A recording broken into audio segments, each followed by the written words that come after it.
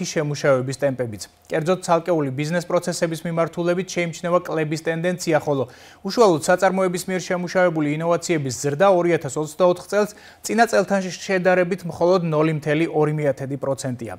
ამ მაჩვენებლებზე დაყრდნობით იმის თქმა, რომ ქვეყანა ზოგადად ინოვაციური განვითარების გლობალურ ტემპს მნიშვნელოვნად ჩამორჩება, რა თქმა უნდა, სწორი არ იქნება. თუნდაც იმიტომ, რომ სხვადასხვა მიმართულებით ეს პროგრესი შესამჩნევია, თუმცა ის ფაქტი, რომ ინოვაციების შემუშავების დანერგვის და გამოყენების მაჩვენებელი საწარმოებში დაბალია, უკვე მიუთითებს ამ კუთხით გარკვეული პრობლემების არსებობაზე. მოკლედ, როგორი იყო საწარმოთა ინოვაციური აქტივობა 2024 წელს, რას გვიჩვენებს მიმდინარე ტენდენციები და რა უშლის ხელს კომპანიებს აქტიურად დანერგონ და გამოიყენონ თანამედროვე მიგნებების სამუშაო პროცესების და მიდგომების გასაუმჯობესებლად. დღეს ამ თემაზე ვისაუბრებთ. სტუმრები კი იქნებიან საქართველოს მცირე და საშუალო საწარმოთა ასოციაციის პრეზიდენტი მიხეილ ჭელიძე, პროგრამული უზრუნველყოფის კომპანია Making Science Swift-ის დირექტორი თემურ მაღრაძე და ბიზნეს საკონსულტაციო კომპანია GIG-ის თანადამფუძნებელი და დირექტორი დავით ჭყონია. გადაცემის მსვლელობისას ტრადიციულად შემოგთავაზებთ თემაზე ჩაწერილ კომენტარებს და გაგაცნობთ საწარმოთა ინოვაციური აქტივობის 2024 წლის შედეგებს. მას ასე დავიწყოთ სტატისტიკით და თავდაპირველად მონაცემები ინოვაციების პროდუქციაში დანერგვის შესახებ.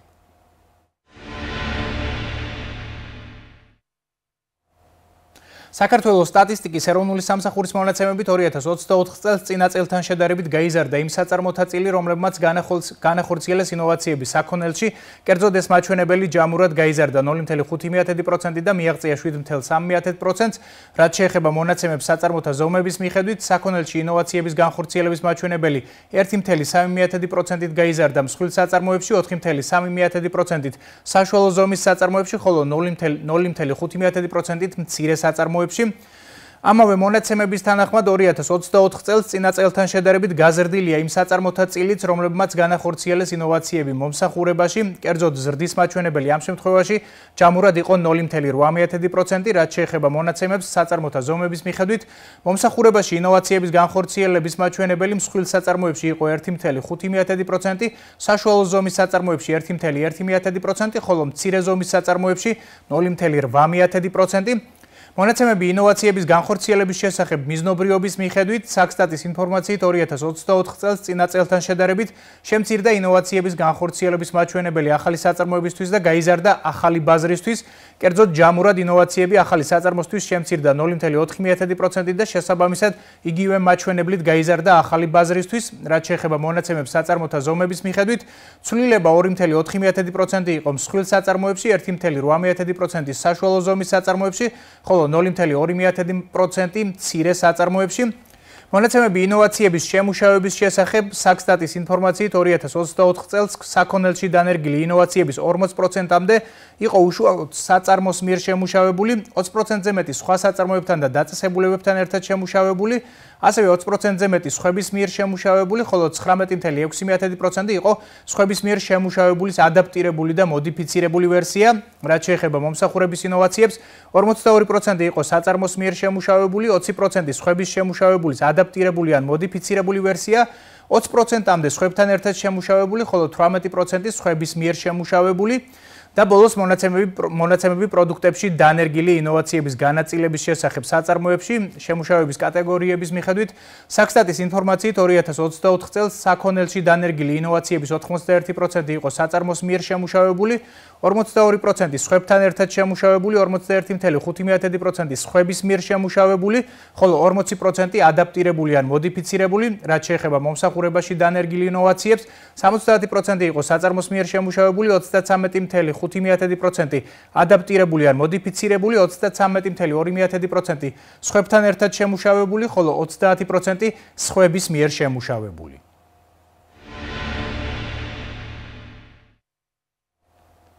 ასეთია მონაცემები ინოვაციების პროდუქტებში დანერგვის შესახებ 2024 წლის მდგომარეობით. ახლა კომენტარი იმაზე თუ როგორ მიმდინარეობს ციფრული ინოვაციების დანერგვის პროცესი კომპანიებში. საქართველოში პირდაპირ ეთერში მალე გადაცემის პირველ სტუმართან მიხეილ ჭელიძესთან ერთად დავბრუნდებით. 2024 წელი მიუხედავად იმისა, რომ პოლიტიკური კუთხით საკმაოდ რთული წელი იყო, ბიზნესმა მაინც საბოლოო ჯამში კარგად გაართვა თავი. და შედეგები რაც მივიღეთ წლის ბოლოს და რაც ბიზნესმა მიიღო წლის ბოლოს, მაინც იყო ისეთი, ეს მოლოდინიც იყო თქვათ იგივე 2023 წლის ბოლოს. ეს ახლა სფეროების მიხედვით რომ თქვათ, შეიძლება ითქვას, რომ მეტნაკლებად თანაბარი იყო დატვირთულობა, თუმცა გამოუყოფ მაინც ლოჯისტიკის და ტრანსპორტირების სფეროს. ამ მიმართულებით ჩვენ არაერთი პროექტი გავაკეთეთ, აი საწყობის მართვის სისტემების ავტომატიზაცია, ტრანსპორტირების მართვის სისტემების ავტომატიზაცია, რაც დაკავშირებულია როგორც ამ კომპანიებისთვის ხარისხის ზრდასთან და დანაკარგების შემცირებასთან, ასევე ხარჯების შემცირებასთან. 2025 პრინციპში გაგრძელდა დაახლოებით ის ტენდენცია, რაც წინა წელს იყო. გამოვყოფ ერთ ნაწილს, მაგალითად, რომ ტექნოლოგიების კუთხით რო ვთქვათ, გაიზარდა ძალიან მოთხოვნა ისეთი პროცესების ავტომატიზაციაზე, რომელიც შესაძლებელია აი პროგრამული რობოტების საშუალებით, რაც საშუალებას აძლევს კომპანიებს აი კონკრეტული რუტინული პროცესები გაავტომატიზირონ და ადამიანების ჩართულობა შეამცირონ. აი ამ კუთხით გვაქვს საკმაოდ დიდი მოთხოვნა. ასევე ბიზნეს ანალიტიკის მიმართულებით, ანუ კომპანიებს, რომელსაც სჭირდება სხვადასხვა სახის რეპორტინგი, მისი ამ მონაცემების ანალიზი და ასე შემდეგ, აი ამ კუთხითაც საკმაოდ დიდია მოთხოვნა. ანუ ზოგადად ტრენდი 2025 წლის დაახლოებით გრძელდება ის ტრენდი, რაც იყო 2024-ში. კომპანიები ცდილობენ როგორც ერთის მხრივ რომ ერთი ამოცანაა ის რომ მათ გააუმჯობესონ ასე ვთქვათ თავიანთი საოპერაციო ეფექტურობა, ანუ შეამცირონ ხარჯები, დაზოგონ რესურსები და ასე შემდეგ.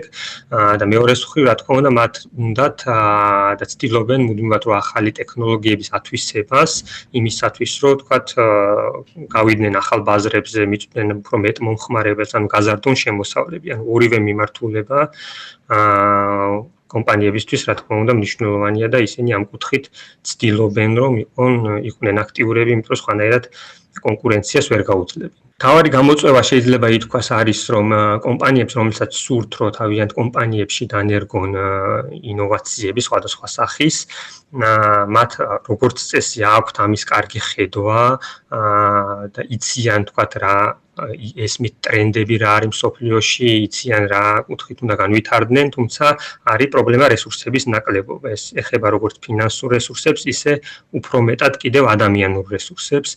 ამ კუთხით აქვთ კომპანიებს პრობლემები, რომ მათ არ აქვთ საკმარისი ადამიანური რესურსები იმისათვის, რომ ეს ინოვაციები განახორციელონ თავიანთ კომპანიებში. 2025 წლის ბოლოსთვის ჩვენი მოლოდინია, რომ ეს იქნება კიდევ ერთი ნაბიჯი წინ ამ კუთხით. არ ველოდებით, რომ 2025 რაღაც ამოვარდნილად, განსაკუთრებულად მაღალ შედეგებს დადებს, ანუ იმ ტრენდს გააგრძელებს, რაც ბოლო 2 წელია არის.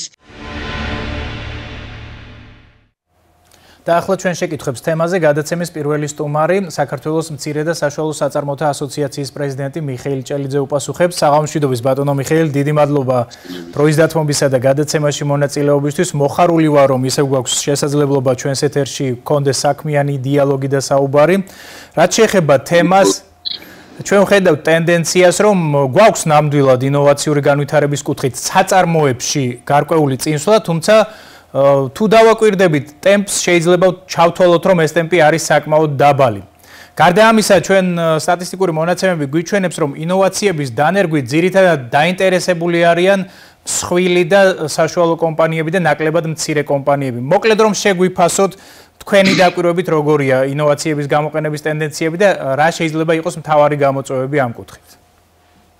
კი ბატონო, მოკლედ ცოტა შორიდან დავიწყებ, ანუ ქვეყანაში 2015 წლიდან არსებობს მცირე და საშუალო ბიზნესის განვითარების სახელმწიფო სტრატეგია, სადაც 5 პუნქტი არის წამყვანი და ერთ-ერთი არის ინოვაციების განვითარება და სამეცნიერო კვლევების განვითარება. და ამ სტრატეგიიდან გამომდინარე ბევრი პროცესი დაინერგა და ბევრი საქმე გაკეთდა ამ კუთხით. ანუ შეიქმნა დაუშვათ ინოვაციების სააგენტო და ბევრი ინოვაციური პროექტები დაფინანსდა. რაც შეეხება მნიშვნელოვანი ზრდა იყო 21 წელს, თქვენ სტატისტიკას ცოტა უკან გადახედავთ, 20 წელში იყო საერთოდ ვარდნა, ეს პოსტკოვიდური პერიოდია, მაგრამ პოსტკოვიდმა ერთი ის მოგცა, რომ რახან შემოსავლები შემცირდა კომპანიებში, საჭიროება დადგა ხარჯების ოპტიმიზაციის, გადაიარაღების რაღაც ახალი ინოვაციების შემოტანიც, რომ დაუშვათ პროდუქტი უფრო გაიაფებულიყო და აქ ძირითადად უფრო დატვირთვა გაციფრულებაზე მოვიდა და 21 წელში შეიძლება ვთქვათ, რომ ერთგვარად ინოვაციებისკენ ინტერესი გააჩინა კოვიდურმა პერიოდმა და პოსტკოვიდურმა პერიოდმა, კი, იმიტომ რომ ხარჯების ოპტიმიზაციაში ძალიან დიდი როლი აქვს ინოვაციებს. და ძირითადად გაციფრულების ნაწილში იყო ეს. რაც შეეხება შემდეგ უკვე 22-23-ში შედარებით უფრო ნაკლები იყო და 24-ში უკვე ეს დაგვაქვს. აქედან გამომდინარე, ესე რომ პერმანენტულად იზრდებოდა დიდი ტემპი და გლობალურ ტრენდს ჩვენ მივყვებოდეთ. თავარი არის, რომ ზრდა არის, ეს ერთ-ერთი მნიშვნელოვანია, მაგრამ აქ არის გასათვალისწინებელი, რომ ინოვაცია მოითხოვს სარისკო კაპიტალს, venture capital-ს, რომელიც კაპიტალიც საქართველოში ძალიან ცოტაა, იმიტომ არ არის საინვესტიციო ბანკები, ეს რაღაც ინვესტიციის ჩადება ისეთ პროექტში, რომელიც გაამართლებს ან არ გაამართლებს, ამის თავისუფალი კაპიტალი ქვეყანაში არის და მაგიტო არის ესეთი მცირე ზრდა არის ტრენდის კუთხით. რაც შეეხება მცირე და საშუალო ბიზნესი და მსხვილი ბიზნესი რო შევადაროთ, აქაც იმიტომ არის მსხვილი ბიზნესი უფრო მეტად ჩართული ინოვაციებში, რომ მსხვილ ბიზნესს უფრო გააჩნია ამისი რესურსი, რომ ამაში დაუშვათ ფული ჩადოს. რადგან სწორედ ვთქვით, ახლა მცირე ბიზნესს საერთოდ არ აქვს და ინოვაციები როგორც წესი მცირე ბიზნესთვის ერთ-ერთი თუ გაციფრულების რაღაც კომპონენტებს შემოიტანს რა და დანარჩენი უკვე რაც შეიძლება რომ ინვესტიცია ჩადოს დაელოდოს შორს ვადიან პერსპექტივაში ყველა ქვეყანაში მსხვილი ბიზნესი აფინანსებს ამას და საქართველოშიც სწორი სტატისტიკა გვაქვს, მსხვილი ბიზნესი უფრო არის ჩართული. თავარი რაც შეგიძლიათ გამოყოთ როგორც ტრენდული ინოვაციური განვითარების კუთხით. დღეს საწარმოებს ყველაზე მეტად რა სჭირდებათ და თუ აკმაყოფილებს ბაზარი ამ მოთხოვნებს?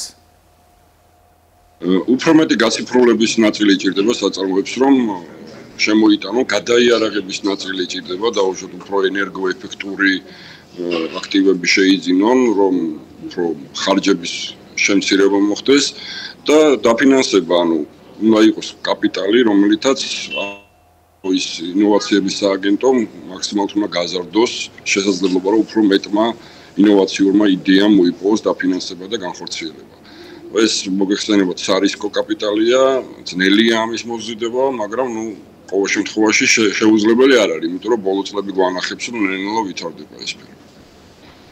და რა შეგიძლიათ თქვათ მომავალ ესე ვთქვათ პერსპექტივებთან დაკავშირებით ინოვაციური განვითარების კუთხით, საწარმოების ინოვაციური განვითარების კუთხით კონკრეტულად. არის ინტერესი ჩვენი საწარმოებისა, მცირე, საშუალო, მსხვილი საწარმოების ბუნებრივი არის ინტერესი. თუ არის მცირე და საშუალო ბიზნესის და საწარმოების ინტერესი, რომ გადადგან გარკვეული ნაბიჯები, გაბედონ, დანერგონ სიახლეები, ახალი მიდგომები, ახალი ტექნოლოგიები? მცირე ნამდვილად მოიკოჭლებს ამ ნაწილში, მაგრამ საშუალო ბიზნესი, რომელიც ითვლება 12 მილიონი და 60 მილიონამდე, ამ სეგმენტში უფრო მეტი პოპულარიზაცია ნამდვილად საჭიროა და შესაბამისად სტატისტიკური მაჩვენებლები რაღაც მზარდია, ეს იმედს გვაძლევს, რომ ამ ნაწილშიც მოხდება გაგრძელება 25 წელს და შემდეგი წლებშიც ამის გაგრძელება. თავარია რომ ხარდაჭერილია, კონტროლირებულია მთელი ეს პროცესი და პრიორიტეტები სწორად არის დასახული. გასაგებია, ძალიან დიდი მადლობა. წარმატებებს გისურვებთ თქვენ საქმიანობაში. ეს მიხეილ ჭელიძე გახდათ საქართველოს მცირე და საშუალო საწარმოთა ასოციაციის პრეზიდენტი. საუბრობდით საშუალო და მცირე საწარმოებში ინოვაციური განვითარების ტენდენციებზე.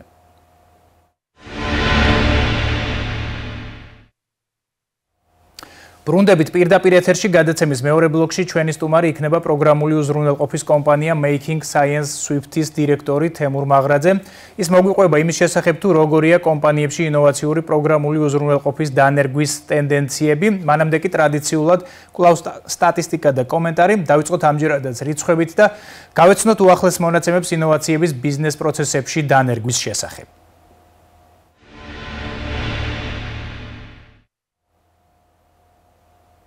საქართველოს სტატისტიკის ეროვნული სამსახურის მონაცემებით 2024 წელს ბიზნეს პროცესებში დანერგილი ინოვაციების ყველაზე მაღალი წილი 17%-ზე მეტი მოდიოდა მარკეტინგული მეთოდების გაუმჯობესებაზე, რაც შეეხება სხვა ინოვაციებს, 15.5% მოდიოდა საქონლის წარმოების განვითარების და მომსახურების მიწოდების მეთოდების დანერგვა გაუმჯობესებაზე, 15% კომუნიკაციის და ადმინისტრაციული ოპერაციების მეთოდების დანერგვა გაუმჯობესებაზე, 13.3% ადამიანური რესურსების მართვის მეთოდებზე, 12.5% საგარეო ურთიერთობებზე, ხოლო 11.7% ლოჯისტიკისა და დისტრიბუციის მეთოდების დანერგვა გაუმჯობესებაზე, რაც შეეხება ტენდენციას, ის მეთოდების მიხედვით კლებადი ან ზრდადია.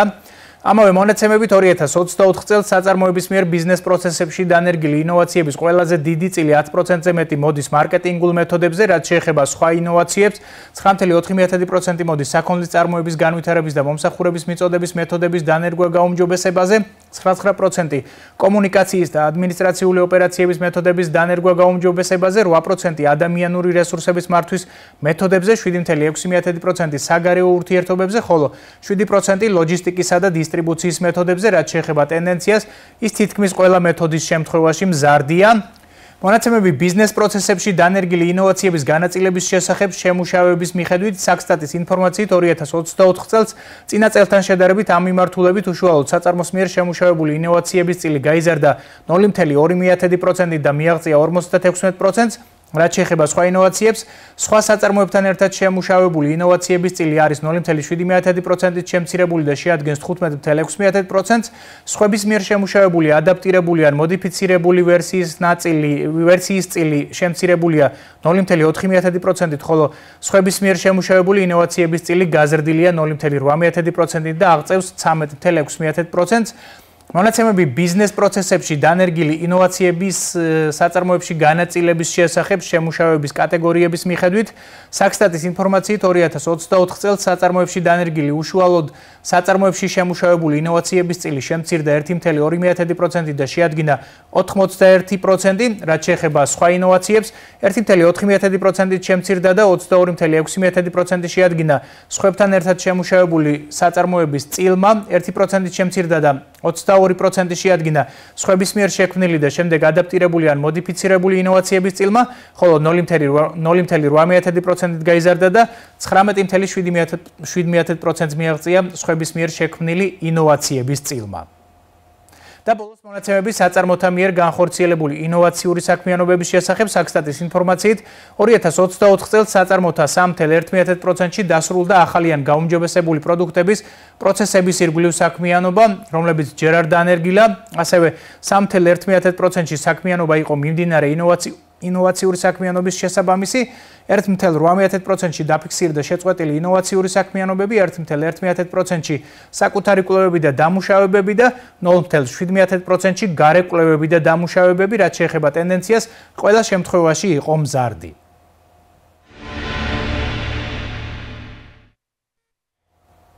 ეს რაც შეეხებოდა ინოვაციებს ბიზნეს პროცესებში, ახლა კომენტარი იმაზე თუ როგორია ინოვაციების დანერგვის ტენდენცია ფინანსურ ტექნოლოგიებში, პირდაპირ ეთერში მალე სტუმართან თემურ მაღრაძესთან ერთად დავბრუნდებით. ფინტექ კომპანიები ეს არიან ფაქტობრივად ციფრული ტექნოლოგიები, რომლებიც ზუსტად ეხმარებიან როგორც ფიზიკურ პირებს, ასევე ბიზნესებს საკუთარი პროცესების გაციფრულებაში. მოგეხსენებათ თანამედროვე ცხოვრებაში უკვე ეგრეთ წოდებული მანუალური პროცესები არის ეგრეთ წოდებული არახარშთ ეფექტური და ძალიან ბევრი კომპანია, ზოგადად და მათ შორის ადამიანებიც რეალურად ძალიან ბევრ გამოწვევებს აწყდებიან სხვადასხვა ოპერაციების განხორციელების დროს. და რა თქმა უნდა, ეს განსაკუთრებით შეინიშნება კლასიკურ საბანკო სექტორში. მოგეხსენებათ, რომ ბანკინგი უკვე დღეს, ასე ვთქვათ, კლასიკური ბანკინგი მეტნაკლებად უფრო, ასე ვთქვათ, მოუქნელი ინსტიტუტი გახდა, იმიტომ რომ ძალიან დიდ ბიუროკრატიულ პროცესებთან არის დაკავშირებული მათი მხრიდან ნებისმიერი ინოვაციების განხორციელება და ინოვაციების დანერგვა და შესაბამისად, ზუსტად აი ამ გამოწვევების საპასუხოდ, რომელსაც კლასიკური ბანკინგი ვერ პასუხობს, პასუხობს ზუსტად ფინტექ კომპანიები, რომლებიც ორიენტირებულები არიან კლასიკური ფინანსური სერვისების გაციფრულებისკენ, ანუ ციფრული არხების მეშვეობით მომხმარებლამდე მიტანის კუთხით და მათ შორის არა მხოლოდ საკუთარი პროდუქტების, ასე ვთქვათ, ინოვაციური პროდუქტების დანერგვით, არამედ კლასიკური ბანკინგის გამოყენებით, ზუსტად საბანკო სერვისების გაყიდვით, ასე ვთქვათ, დისტრიბუციით, რომელიც ფაქტობრივად უკვე პირდაპირ შეიძლება ითქვას ინოვაციების დანერგვასთან არის გაიგივებული.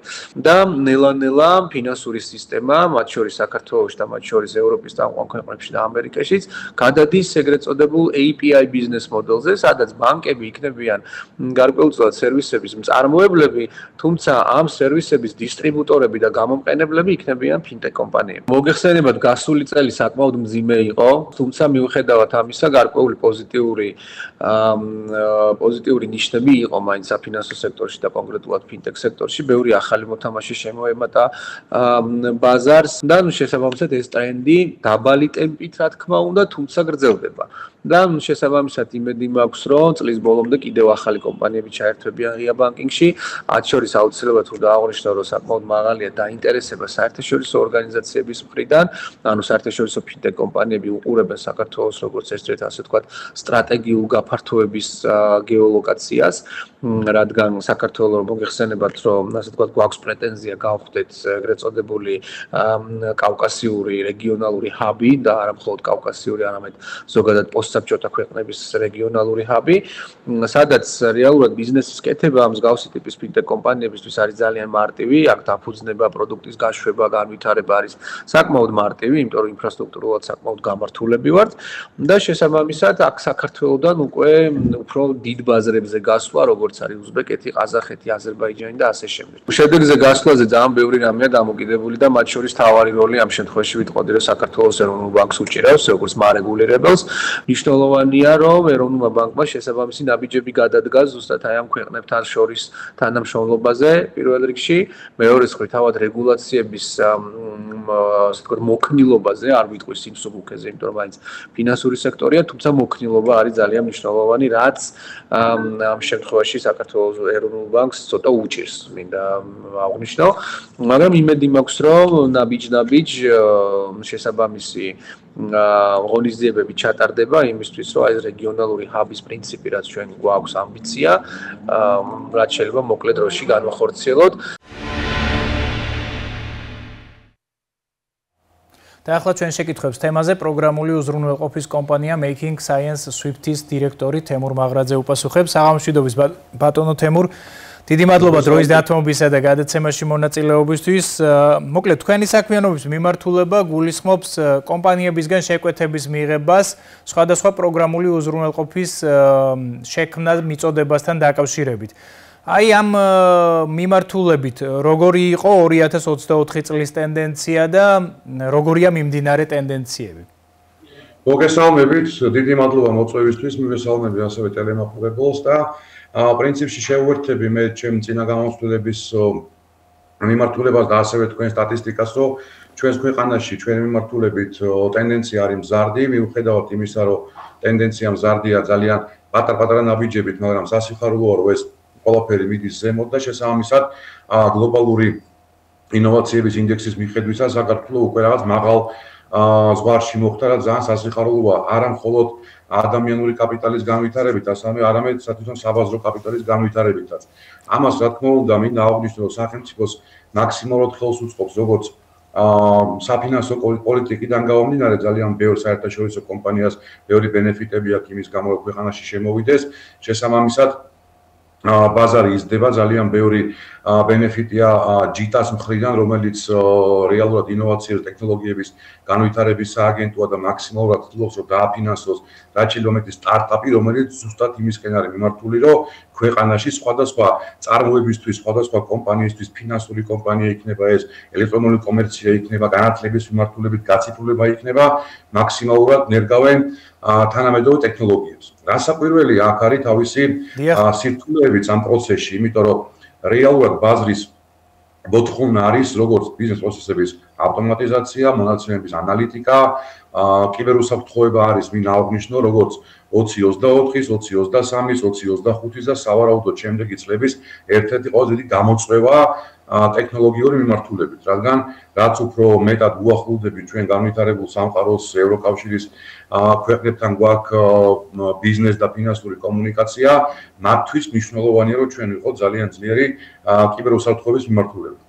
შესაბამისად ის ტენდენცია რომ ჩვენ ვიზრდებით და მივდივართ წინ არის ძალიან მნიშვნელოვანი რომ იყოს შენარჩუნებული. როგორც წახალისებული ჩვენი ქვეყნის სახელმწიფო სხვადასხვა სტრუქტურების მხრიდან ასევე ბიზნესების მხრიდან. აი ზუსტად ამაზე მინდა კითხოთ ბატონო თემურ, თქვენ ბაზარი ახსენეთ და ხელშემწყობი ესე ვთქვათ რეგულაციები საერთაშორისო კომპანიებისთვის შემოვიდნენ ადგილობრივ ბაზარზე. ჩვენ მოგვიანებით გავეცნობით სტატისტიკის სხვა ნაწილს ხელშემშლელ ფაქტორებს კონკრეტულად და იქ ერთ-ერთ ხელშემშლელ ფაქტორად დასახელებულია კონკურენცია ბაზარზე. ხომ არ ფიქრობთ რომ აი ამ თვალსაზრისით მეტი ესე ვთქვათ შეღავათების დაწესება, რეგულაციების შემსუბუქება საერთაშორისო კომპანიებისთვის შესაძლებელია პრობლემური იყოს ადგილობრივი კომპანიებისთვის, რომლებიც მუშაობენ ინოვაციების დანერგვაზე ადგილობრივ ბაზარზე. მე ვერ ვიტყოდი რომ შეიძლება ხელშემშლელი იყოს, რადგან საერთაშორისო დიდ კომპანიებს ასევე ძალიან დიდი და მნიშვნელოვანი ხარჯები აქვს, როგორც ამ ქვეყანაში, ანუ არსებობის, ასევე სხვადასხვა პროცესებიდან გამომდინარე. ადგილობრივ კომპანიას რა თქმა უნდა, სახელმწიფომ ასევე მაქსიმალურად უნდა შეიცადოს, რომ მეტი და მეტი ბენეფიტი მისცეს, მაგრამ რეალურად იმისთვის, რომ დიდი საერთაშორისო კომპანია შემოვიდეს ბაზარზე, რომელსაც აქვს საშუალება დაასაქმოს 400, 500, 1000, 2000 ახალგაზრდა, რომელიც ტექნოლოგიებში არის განვითარებული და სწავლობს, ეს ძალიან მნიშვნელოვანია. რადგან რეალურად სულ ჩვენ კომპანიაში 300-ზე მეტი software developer-ი მუშაობს, რომელიც მსოფლიოს სხვადასხვა ქვეყნისთვის წევს ჩვენ სხვადასხვა სერვისებს. რაც ასევე მნიშვნელოვანია. რა თქმა უნდა, ქართულ ადგილობრივ კომპანიებსაც უნდა ქონდეს ბენეფიტები, რომ კონკურენცია გაუწიონ, მაგრამ რეალურად საფასო ბრძოლაში ქართულ კომპანიებს მაინც აქვს უპირატესობა. ნაცვლად იმისა, რომ საერთაშორისო კომპანია თუნდაც იხდის 5%-ს ნაცვლად მოცისა და ქართული კომპანიების 2%, მაინც აქვს გარკვეული ფინანსური ანუ სიძლიერეები ქართულ კომპანიებში. და თქვენ მხარდაჭერაზე საუბრობდით და ამაზეც მინდა კითხოთ, ესეც სტატისტიკის ნაწილია, რომელსაც წარმოადგენთ ძალიან მალე. იქ ნაჩვენებია, რომ კომპანიები, რომლებიც ინოვაციების დანერგვაზე მუშაობენ, საწარმოები ძალიან მცირე ნაწილია, ვინც სარგებლობს ამ ინოვაციური საქმიანობის გამო კონკრეტული შეღავათებით. ძალიან მცირე ნაწილი სარგებლობს კომპანიებისა. ხომ არ ფიქრობთ, რომ ეს შეიძლება იყოს პრობლემური და უფრო მეტი მხარდაჭერაა საჭირო ამ კუთხით?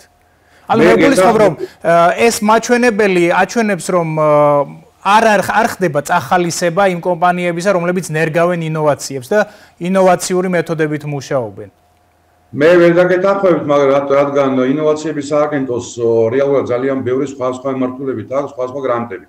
ასევე სახელმწიფოს მხრიდან სხვადასხვა ორგანიზაციები, ანუ ხარს უჭერენ ქართულ კომპანიებს, რომლებსაც უნდათ ტრანსფორმაცია ციფრული, მაგრამ მანდ არის ერთი პრობლემა, რომელიც რაც არ უნდა ხელი შეგიწყოს სახელმწიფო იქნება თუ სხვა ორგანიზაცია, ციფრული ტრანსფორმაცია არის ზვირიანი ფუფუნება, ანუ არ ღირს ეს პროცესი არც დროის მხრივ, არც რესურსულად, არც ფინანსურად იაფი ესე რომ ვთქვა. შესაბამისად, პატარა და მცირე ბიზნესებს, როგორც ბატონმა მიხეილმა ახსენა, ძალიან რთულია მათთვის რისკის აღება.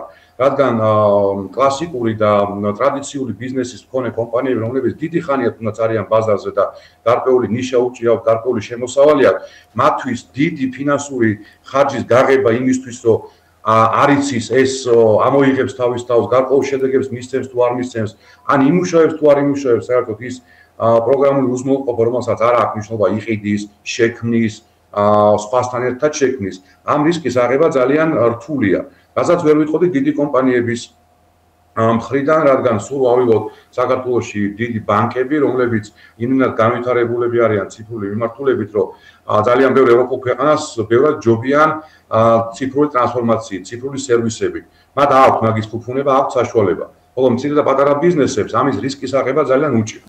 სავარაუდოდ გარკვეული დროის შემდეგ ეს პროცესის დადგება, რომ მათ მოუწევს აღნიშნული რისკის აღება და რა თქმა უნდა, აქ სახელმწიფოს და სხვადასხვა დონორების მხარდაჭერა ძალიან მნიშვნელოვანია, თუნდაც ინფორმაციული კუთხით, თუნდაც გარკვეული ტექნოლოგიური კუთხით. გასაგებია, და 2025 წლის ტენდენციებზეც რომ გითხრათ, რა იქნება ტრენდული მიმდინარე წელს ინოვაციებში, თუ აკმაყოფილებს ჩვენი ბაზარი ამ მოთხოვნებს და როგორი მოლოდინები გაქვთ მიმდინარე წელთან დაკავშირებით? ჩვენ როგორც software development-ის მიმართულებით მომუშავე კომპანია, პრინციპში ხავს უსმენთ იმას, რომ ხელოვნური ინტელექტი არის ერთ-ერთი მთავარი პრიორიტეტი არა მარტო ჩვენთვის, ქვეყნისთვის, არამედ მთელი მსოფლიოსთვის და AI-ის ინტეგრაცია სხვა სერვისებშია ძალიან მნიშვნელოვანი და იქნება ტრენდული. ასევე როგორც წეგან აღნიშნე, კიბერუსაფრთხოება არის ძალიან მნიშვნელოვანი მიმართულება და ეს ტრენდში იქნება როგორც წელს, ასევე მომავალ წელს. და ძალიან მნიშვნელოვანია, მინდა შემოგიერთეთ ასევე თქვენ და შეუერთდეთ ნარატივს, რომ ქვეყანა მაქსიმალურად უნდა იყოს მოწოდების სიმაღლეზე, რომ სტარტაპები დააფინანსოს მაქსიმალურად მეტი და მეტი, რადგან რეალურად სტარტაპ ეკოსისტემა ქმნის ხიბლს, რომ სხვადასხვა ქვეყნიდან მეტი და მეტი ინვესტორი შემოვიდეს ჩვენს ქვეყანაში, საქართველოში და ეს, რა თქმა უნდა, ამას მოაქვს ხალხის დასაქმება, ახალგაზრდების უფრო მეტი სურვილი, რომ ისწავლონ, განათლების სისტემის გაძლიერება, როგორც კერძო, ასევე სახელმწიფო და რეალურად მეტად უფრო გავიზრდებით იმ სტატისტიკაში, რომელიც თქვენ ახლა დღეს ახსენეთ. გასაგებია, ძალიან დიდი მადლობა წარმატებებს გისურვებთ თქვენ საქმიანობაში. ეს თემურ მაგრაძე გახლდათ, პროგრამული უზრუნველყოფის კომპანია Making Science Swift-ის დირექტორი. საუბრობდით მცირე და საშუალო საწარმოებში ინოვაციური განვითარების ტენდენციებზე.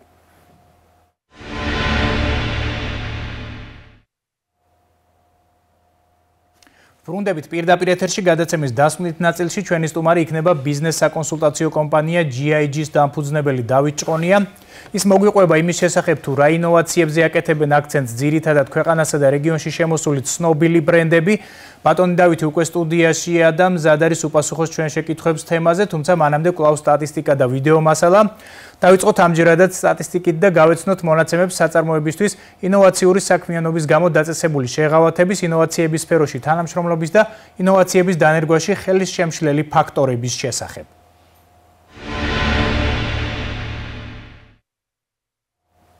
საქართველოს სტატისტიკის ეროვნული სამსახურის მონაცემებით 2024 წელს წინა წელთან შედარებით გაიზარდა იმ საწარმოთა ჯამური წილი, რომლებმაც მიიღეს საგადასახადო შეღავათები და შემწეობები, კერძოდ ზრდამ შეადგინა 0.2% და მიაღწია 1.1%, რაც შეეხება მონაცემებს საქმიანობების მიხედვით, ინოვაციური საქმიანობისთვის მიიღებული შეღავათები შეადგენდა 41%, ხოლო სხვა საქმიანობისთვის 59%, შესაბამისად კომპანიებისთვის გაწეული შეღავათების მაღალი წილი მოდიოდა არა ინოვაციურ, არამედ სხვა საქმიანობებზე.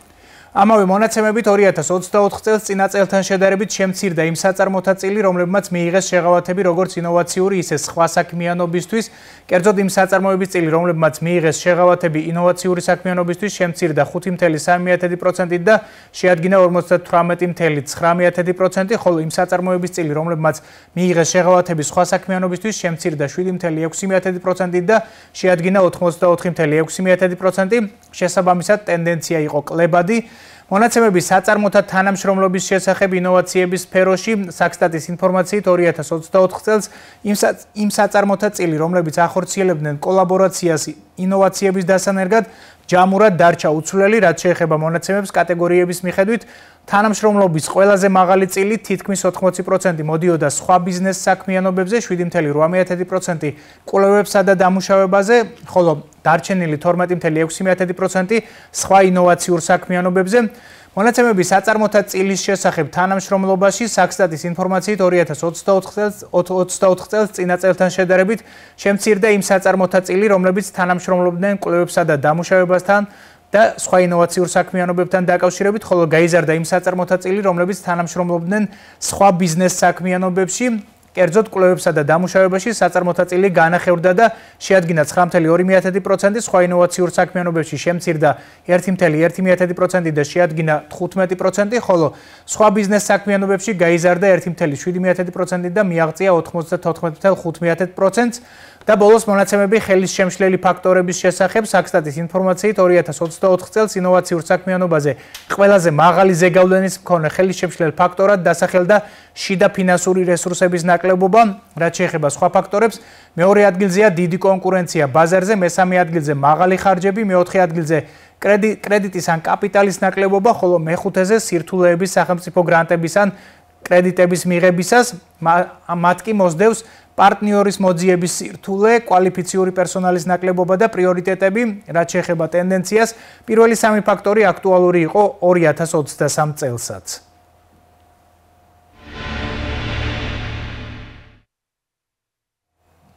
ასეთი იყო სტატისტიკური მონაცემები დღევანდელი გადაცემისთვის. ახლა კომენტარი ინოვაციების დანერგვის ტენდენციის შესახებ ადამიანური რესურსების მართვაში პირდაპირ ეთერში გადაცემის დასკვნითი ბლოკის სტუმართან დავით ჭყონიასთან ერთად დავბრუნდებით. ძალიან საინტერესო ტენდენცია არის ბიზნესში, კერძოდ HR პროფესიონალებში, იმ მიმართულებით, რომ უკეთ HR პროფესიაში, HR პროცესებში შედის სხვადასხვა სახის ინოვაცია. ერთ-ერთი გამოკვეთილი, რასაც მზარდად უკვე ბიზნესი მიმართავს და ჩვენ ძალიან დიდი მხარდამჭერი ვართ ამ ინოვაციის თუ ინიციატივის, არის ტექნოლოგიების ინტეგრირება HR პროცესებში. კერძოდ HR პროცესების გაციფრულება. ჩვენ ჯერ კიდევ 2022 წელს ჩავატარეთ მასშტაბური HR გაციფრულების კვირაული, სადაც სწორედ ყველა ესეთ პროვაიდერ კომპანიას მოვუხმეთ. ძალიან საინტერესოა ის პროცესი, რომ მზარდად უკვე კომპანიები მოკლედ იღებენ იმ გადაწყვეტილებას, რომ სხვა HR პროცესი დაწყებული რეკრუტინგიდან თუ თანამშრომელთა განვითარება, შეფასება თუ ამ შემდეგ იყოს ციფრული და ავტომატიზებული. გასულ წელსაც 2024 წელს ხადია იყო ეს ტენდენცია, ისევე როგორც წელს 2025 წელს გრძელდება ამის მიმართ კიდევ უფრო მეტი სწრაფვა ბიზნესის მხრიდან. მიუხედავად იმისა, რომ რაღაც ნაწილი ჯერ კიდევ შეიძლება ან სკეპტიკური იყოს, ან ბოლომდე არის მოდესღირებულება, ან სხვადასხვა მიზეზის გამო თავს იკავებდეს, ზარდად უკვე ბიზნესების გარკვეული ნაწილი არის ჩართული იმაში, რომ HR პროცესები იყოს გაციფრულებული. ისევე როგორც მეორე ტენდენციასაც აღვნიშნავ, ეს არის მრავალფეროვნება, თანასწორობა და ინკლუზია. სწორედ ის ახალი პრაქტიკაა თუ ინოვაცია, რომელსაც ბოლო წლების განმავლობაში განსაკუთრებით წელს კიდევ უფრო მეტი კომპანია იყენებს, ნერგავს და კიდევ უფრო მეტი გაცნობიერება არის მასთან დაკავშირებით, რომ სწორედ ტალანტების მოზიდვის თუ შენარჩუნების ერთ-ერთი გზა პრინციპში სწორედ ინკლუზიური სამუშაო გარემო. ოპერაციული გაუმჯობესებისკენ მისწრაფვის ყველა ბიზნესი და ალბათ ყველა გადაწყვეტილების უკან დგას სწორედ იმის გააზრება, თუ როგორ შეიძლება რაღაცები უფრო ეფექტიანად ვაკეთოთ. ანუ ნაკლები რესურსი იყოს დახარჯული, ხო, ეს ნაკლები დრო თუ ფინანსები, თუ ადამიანური რესურსი მათ შორის. შესაბამისად, თითოეული ინოვაცია ინერგება იმის მიხედვით, თუ რას სარგებელს აძლევს ეს ყველაფერი ბიზნესს. და ის ინოვაციები, რაზეც ვისაუბრეთ, თუ ის პრაქტიკები თუ ტენდენციები, როგორც არის გაციფრულების თუ ინკლუზიური სამუშაო პრინციპების დანერგვის, რა თქმა უნდა, იმსახურება იმას, რომ არის როგორც ადამიანური ეს ყველაფერი, ისე პრაგმატული და ბიზნესური. ეს უზოგავს ბიზნესს, როგორც ხარჯებს, როგორც კი სხვადასხვა მიმართულებით რესურსებს, ხდის პროცესს კიდევ უფრო მოქნილს, ეფექტიანს და კიდევ უფრო პრაგმატულს ბიზნესისთვის. და ერთ-ერთი ყველაზე მთავარი გამოწვევა თითოეული მსგავსი ტიპის სიახლის დანერგვის დროს ცხადია არის ძვლის ცვლილება, რაც ადამიანური მომენტია ალბათ და ყველა ჩვევის ცვლილება სჭირდება გარკვეული პერიოდი. თუმცა უამრავი ბიზნესი ამას წარმატებით უმკავდება და HR პროცესებში მსგავსი ტიპის ინოვაციები, ახალი პრაქტიკები და პრინციპები შედის. როგორც გაციფრულების, ისე ინკლუზიური სამუშაო გარემოს მიმართულებით ტენდენცია არის შეუქცევადი პროცესი, დაძრულია და ეს მხოლოდ გაიზრდება და შემცირების ტენდენცია არ იკვეთება, როგორც საქართველოში, ისე მსოფლიოში. და ახლა ჩვენ შეკითხვებს პირდაპირ ეთერში დაპირებისამებრ ბრენდებში ინოვაციების დანერგვასთან დაკავშირებულ ტენდენციებზე სტუმარი ბიზნეს საკონსულტაციო კომპანია GIG-ის თანადამფუძნებელი და დირექტორი დავით ჭყონია უპასუხებს. საღამომშვიდობის დავით, დიდი მადლობა დროის დათმობისა და გადაცემაში მონაწილეობისთვის. ჩვენ ყოველთვის გვიხარია და მივესალმებით ქვეყანაში ახალი ბრენდების შემოსვლას, მაგრამ ყველაზე მნიშვნელოვანი დეტალი არის ის, რომ ბრენდებს თან მოყვება ინოვაციები. იმის გათვალისწინებით, რომ მსხვილ კომპანიებს, ცნობილ ბრენდებს თავარი აქცენტი და ძირითადი აქცენტი ყოველთვის აქვს ახალი მიდგომების და ახალი ტექნოლოგიების დანერგვაზე. ამ თვალსაზრისით, რა შეგვიძლია ვთქვათ საქართველოში ბრენდების მიერ შემოტანილი ინოვაციების შესახებ, თუნდაც იმ ახალი ბრენდის მაგალითზე, რომელიც უკვე შემოვიდა ჩვენს ქვეყანაში სხვა ბრენდებთან ერთად. მოგესალმებით ბატონ ფეროს, დიდი მადლობა გადაცემაში მოწვევისათვის, მივესალმებით თქვენს ტელემოყურებლებს. ამ შემთხვევაში ჩვენ შეიძლება საკითხი გავყოთ სამნაწილად. პირველი არის ის, რომ ზოგადად ბრენდები, საერთაშორისო ბრენდები და სასტუმროს ბრენდები ზოგადად ნოვატორები არიან ტურისტულ სფეროში, სასტუმროს განვითარებაში ნებისმიერ ტექნოლოგიური თუ მომსახურებითი თვალსაზრისით. ან ტექნიკური პროგრესის დანერგვაში თუ მომსახურების რაიმე თქვათ განსაკუთრებული ელემენტების და ახალი ინოვაციების დანერგვაში. პირველ რიგში, როცა ჩვენ ბრენდზე ვსაუბრობთ, საერთაშორისო ბრენდზე და მით უმეტეს ამ ბრენდზე თქვათ, ხო, კონკრეტულზე ჩვენ საუბარი გვაქვს პირველ რიგში იმ სტანდარტებზე, რომლებიც მათ გააჩნიათ და ეს სტანდარტები არ არის, რომ შემუშავებულია და არის აი ეს. ეს სტანდარტები ფაქტიურად განიცდის ყოველდღიურ დახვეწას, ყოველდღიურ განვითარებას და ასე შემდეგ. შესაბამისად, ჩვენ გვაქვს ერთის მხრივ ტექნიკური სახის, რომელიც უკავშირდება სახანძრო უსაფრთხოებაში, შრომით უსაფრთხოებას და ასე შემდეგ სტანდარტებთან, საქმე შეეხება ბრენდების შემთხვევაში მეორე გვაქვს, რა თქმა უნდა, მშენებლობის სტანდარტებთან, გამოყენებულ მასალებთან, ტექნიკასთან, ტექნოლოგიებთან და ასე შემდეგ და რაც ყველაზე მნიშვნელოვანია ტურისტული სფეროსთვის მომსახურების სტანდარტებთან. თორე ჩვენ შეიძლება ვთქვათ, რომ ძალიან კარგი რაღაც სასტუმრო ავაშენოთ თავისი ტექნიკური აღჭურვილობით, შესაბამისი ხარისხის მასალებით და ასე შემდეგ, მაგრამ არ იყოს მასში ხარისხის სტანდარტები.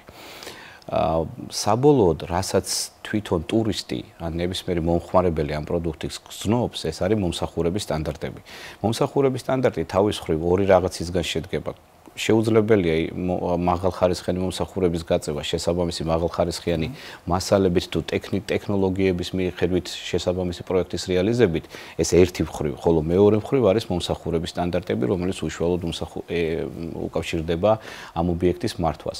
შესაბამისად, ჩვენ შეიძლება ვთქვათ, რომ ლოკომოტივები ტურისტულ სექტორში, სასტუმროს მომსახურებაში, მით უმეტეს სასტუმროს თქვათ კომპლექსების განვითარებაში ეს საერთაშორისო ბრენდები არიან. ეს საერთაშორისო ბრენდები, როდესაც თავისი სტანდარტებით შემოდიან ბაზარზე, თავისი ტექნიკური, ტექნოლოგიური მომსახურებითი სტანდარტებით, ამის შემდეგ უკვე ბაზარზე არსებული სხვა მოთამაშე, რა თქმა უნდა, მარჟა იზრდება, იმიტომ რომ ბაზარზე არსებული სხვა მოთამაშე კონკურენციიდან გამომდინარე, ის მიუხედავად ისა ბრენდია თუ არ არის ბრენდი, იძულებულია რომ მიუახლოვდეს აი ამ სტანდარტებს, რომელიც იმ ბრენდს გააჩნია, წინააღმდეგ შემთხვევაში კონკურენციას ვერ გაუწევს, ხო? რა თქმა უნდა, შესაბამისად, ბუნებრივია და ყველაზე დიდი შედეგი, რაც აი ამ ბრენდირებას მოაქვს და ბრენდებს მოაქვს, აი ამ სასტუმროს თუ სხვა შემთხვევაში, თქვა აპარტამენტები იქნება, სასტუმროები იქნება, კომპლექსები არის ის სტანდარტები და მომსახურების და ასე ვთქვათ ტექნიკური და სხვა სახის სტანდარტები. იმიტომ რომ აქ საუბარი არის არა მხოლოდ იმაზე, რომ ვთქვათ რა სახის მასალები იქნება გამოყენებული, რა სახის ვთქვათ ტექნიკა იქნება გამოყენებული. პირველ რიგში რომ ეს უნდა იყოს ძალიან თანამედროვე. ეს უნდა იყოს შესაბამისად პასუხობდეს იმ რეგიონის თუ ვთქვათ რაღაც კონკრეტული კომპლექსის მოთხოვნებს და შესაბამისი მომსახურებაც უნდა იყოს გაწეული. ამ შემთხვევაში ჩვენ შეიძლება ვთქვათ, რომ 10 წლის წინ აშენებული უკვე სასტუმროები, თუნდაც ბრენდირებული, უკვე მოძველებულია ტექნოლოგიური და მომსახურებითი თვალსაზრისით და ისინი იძულებული არიან, რომ მიყვენ და ინოვაცია, აი დანერგონ ინოვაციები, გააკეთონ რენოვაცია და შემდეგ, იმიტომ განაახლო ბუნებრივია, იმიტომ რომ ის კი არა და ჩვენი ხამ აქტიური მუშაობით ამ ბრენდებთან ისიც კი გამოიკვეთა, რომ რამდენიმე წლის წინ ან თუნდაც შარშან გახსნილი სასტუმროს პროექტის და დიზაინის უკვე მოძველებულია თანამედროვე დაგეგმარებისთვის, იმიტომ რომ ის უკვე ითვალისწინებს სამომავლო ტენდენციებს. არა ის რაც უკვე არის, არამედ მომავალში რა უნდა იყოს, იმიტომ რომ როდესაც თქვათ რაღაც დეველოპერული პროექტი იგეგმება, სასტუმრო შენებლობა იგეგმება, იქ გათვლა არის 3, 4, 5 წელზე, ხო? 5 წლის შემდეგ უნდა 3 წლის შემდეგ უნდა გაიხსნას, 5 წლის შემდეგ უნდა გაიხსნას, შესაბამისად ეს ყველაფერი სტანდარტები მზადდება არა არსებული მოთხოვნების მიხედვით, არამედ რა მოთხოვნებიც იქნება სავარაუდოდ 3, 4, 5 წლის შემდეგ. ამდენად ეს არის აბსოლუტურად ბაზარზე შემოაქვს ყველა თითოეულ ბრენდს, რომელიც შემოდის ბაზარზე, ნერგავს თავის სტანდარტს, შემოაქვს ახალი ინოვაცია და შესაბამისად ნებისმიერი ბაზრის მოთამაშე იძულებულია რომ მიყვეს მათ. ჩვენ თუ შეგვიძლია ვთქვათ, რომ ბრენდებს შეიძლება ჰქონდეთ თავიანთი ექსკლუზიური ინოვაციები, რომელიც შემოდიან ბაზარზე და თუ არის ეს კონკრეტული ბრენდი ამ რაიმე ექსკლუზიური ინოვაციებით დახასიათებული. თუ ჩვენ საუბარი გვაქვს ამ შემთხვევაში უკვე World Hotels-ის ბრენდთან, რომელიც World Hotels Luxury, რომელიც პირველია ფაქტიურად კავკასიაში, საქართველოში, კავკასიაში და არა მარტო კავკასიაში, აღმოსავლეთ ევროპაში, აქ World Hotels-ის მთავარი მიმართულება არის არა მხოლოდ კონკრეტული სახის ტექნოლოგიებზე და მასალებზე, არამედ მომსახურებით ხარისხზე. ამ შემთხვევაში ჩვენ საუბარი გვაქვს, რომ კლიენტისთვის ხდება განსაკუთრებული ხარისხის მომსახურების გაწევა, მათ შორის საუბარი არის სასტუმროს აღმოჩენის, დაჯავშნის და მომსახურების სარგებლობიდან დაწყებული, რაც თქვა დაჯავშნიდან იწყება, ასევე მისი მომსახურებით დამთავრებული, შესაბამისად ეს აბსოლუტურად სრულად ციფრული ტექნოლოგიებია. ჩვენ გვაქვს უკვე ისეთი, ასე ვთქვათ, დაჯავშნის ტექნოლოგიები, როდესაც ადამიანს აღარ უწევს საერთოდ შეხება კონკრეტულ ადამიანთან, ონლაინ ხდება დაჯავშნა და ის ნომერში ისე ფაზაზე ხვდება, რომ საერთოდ არ გადის არანაირ რეგისტრაციას და შემდეგ, იმიტომ რომ ეს რეგისტრირებულია, ძალიან ბევრი სხვადასხვა ნოვაცია არის, რომელიც ჯერჯერობით ჩვენ ბაზარზე ჯერ კიდევ არ არის შესაბამისად და ეს უკვე ამ სასტუმროს ბრენდის შემთხვევაში უკვე სოფლიოში აპრობირებულია და მოქმედებს. ეს არის ერთ-ერთი თუმცა ჩვენი ბაზრისთვის უცხო და ახალი. ხო, საკმაოდ უცხოა, იმიტომ რომ ჯერჯერობით ჩვენ ბაზარზე ეს არ არის, იმიტომ რომ მიუხედავად გარკვეული სახის თქვათ პროგრესისა, ამ თვალსაზრისით ჯერ კიდევ უწევთ ასე თქვათ სტუმრებს მისვლა სარეგისტრაციო მაგიდასთან, რეგისტრაციის გავლა და ასე შემდეგ. ეს ერთ-ერთი კომპონენტია მაგალითისთვის, თუმცა არის ძალიან ბევრი სხვა კომპონენტები, რომელიც უკავშირდება ასევე ტურისტების მოზიდვას, იმიტომ რომ აქ ჩვენ შემთხვევაში არ შეიძლება განვიხილოთ ნებისმიერი სასტუმრო ან რომელიღაცა კომპლექსი მოწყვეტილად რო ეს ბათუმში არსებობს და ბათუმში უნდა მოვიდეს ვიღაცა ტურისტი და ასე შემდეგ. ბათუმის ნებისმიერი ბრენდირებული სასტუმრო არსებობს უკვე მსოფლიოს ტურისტულ რუკაზე. შესაბამისად, მთელი მსოფლიოდან ტურისტების მოზიდვა ხდება აი ამ სხვადასხვა მეთოდებით და არხებით, რომლებიც ნოვაციურია გარკვეულწილად ამ შემთხვევაში, იმიტომ რომ ეს სასტუმროს ბრენდი მიმართული და ორიენტირებული არის სწორედ აი ამ სასტუმროს კლიენტურის სტუმრების მოზიდვაზე სხვადასხვა ნაწილიდან, სხვადასხვა ქვეყნიდან, რაც განსაკუთრებით მნიშვნელოვანია, იმიტომ რომ საქმე რაშია, იცით რომ ჩვენ მართალია, ეხლა ჩვენ ვერ წარმოგვიდგენია, რომ როგორ შეიძლება ეხლა თქვა საქართველოს ან ბათუმის შესახებ ვიღაცამ არ ეცოდეს, თქვა ევროპაში ან ამერიკაში ან სადღაც აზიაში ტურისტმა, მაგრამ ეს რეალობაა და არ იცის. ეხლა შესაბამისად ძალიან ბევრი ტურისტი, რომელიც გეგმავს საერთაშორისო მოგზაურობას, კონკრეტული ქვეყნის ან ქალაქის შესახებ ინფორმაციას სწორედ იგებს სასტუმროების მეშვეობით, აი ამ ქსელების მეშვეობით, იმიტომ რომ ამ სასტუმროებს გააჩნიათ ძალიან დიდი მილიონობით კლუბის წევრი ყავთ და ასე შემდეგ და ამით ხდება უბრალოდ არა მხოლოდ სასტუმროს მოძიებით, ხდება ასევე ქალაქის მოძიება, რა თქმა უნდა, მარშრუტისგან და ეს ახალი ლოკაცია შესაძლოა იყოს ბათუმი. და დავით, თქვენ ახსენეთ, რომ გარკვეული პერიოდის განმავლობაში საჭიროება ხდება, რომ შევიდეს ინოვაციები, ისედაც ხდება საჭირო.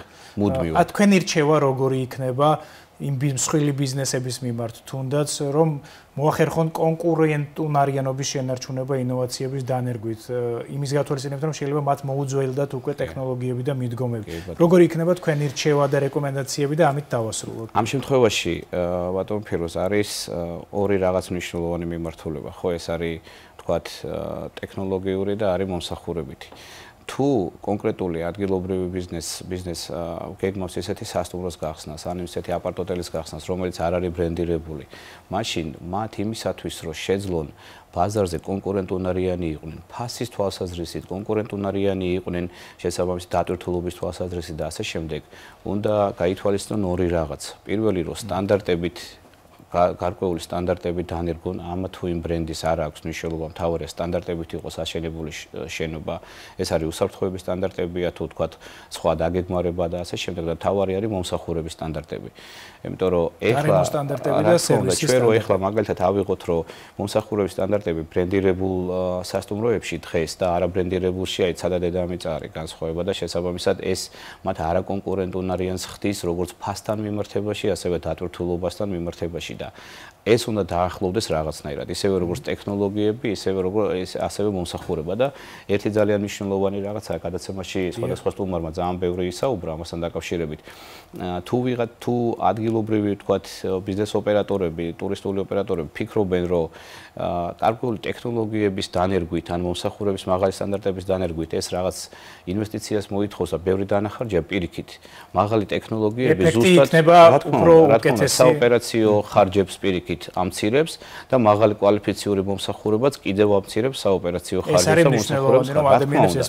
რაც უფრო მაღალია ტექნოლოგიური დანერგვა, ინოვაცია და რაც უფრო მაღალია მომსახურება კონკრეტულ სასტუმროში თუ სხვა ობიექტში, გაცილებით ნაკლებია ხარჯითი ნაწილი და შემოსავლითი გაცილებით მეტია. ამიტომ აქ პირიქით აქ ხარჯები არ არის, აქ არის ზუსტად ის რაღაც მოგების მარჟის გაზრდის შესაძლებლობა, რომელიც მათ გააჩნიათ. ძალიან დიდი მადლობა წარმატებებს გისურვებთ თქვენ საქმიანობაში. ეს დავით ჭყონია გახლდათ ბიზნეს საკონსულტაციო კომპანია GIG-ის თანადამფუძნებელი და დირექტორი. საუბრობდით ბრენდულ ესე ვთქვათ ბრენდულ საწარმოებში დანერგილი ინოვაციების შესახებ. ამით მთავარი ეკონომიკაში დასრულებულია. დღევანდელი გადაცემის სრული ჩანაწერი შეგიძლიათ იხილოთ ჩვენს Facebook გვერდზე სახელწოდებით მთავარი ეკონომიკაში და მაუწყებლის ოფიციალურ ვებგვერდზე. ერთმანეთს მომავალ პარასკევს ამავე არხზე იგივე საეთერო დროს შევხვდებით. გმადლობთ რომ გვიყურეთ. ბედნიერ შაბათ-კვირას გისურვებთ. კარგად ბრძანდებოდეთ.